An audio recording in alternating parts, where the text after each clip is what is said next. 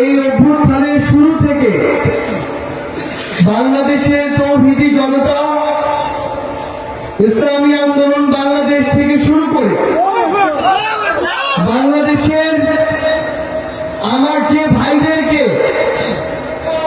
পাঞ্জাবি পায়জামা টুপি আর কপালে সেজদার ডাক দেখে ট্যাগ দেওয়া হতো, সে ভাইরা আমরা একসাথে হাতে হাত রেখে কাঁধে কাঁধ রেখে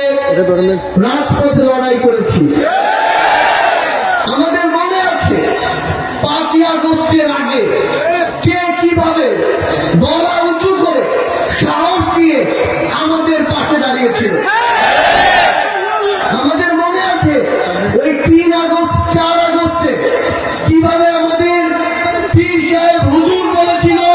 5 তারিখে সকাল 10টায় গণভবন অভিমুখে আমরা একসাথে থাকবো।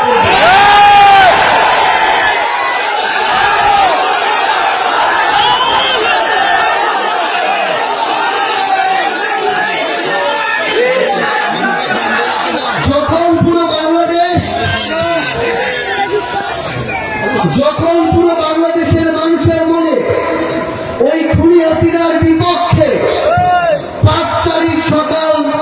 10টার দিকে ওই গণভবন অভিমুখে যাত্রার জন্য যে একটি অবিরাম পথ চলা শুরু হয়, তখনই খুনি হাসিনার মশলা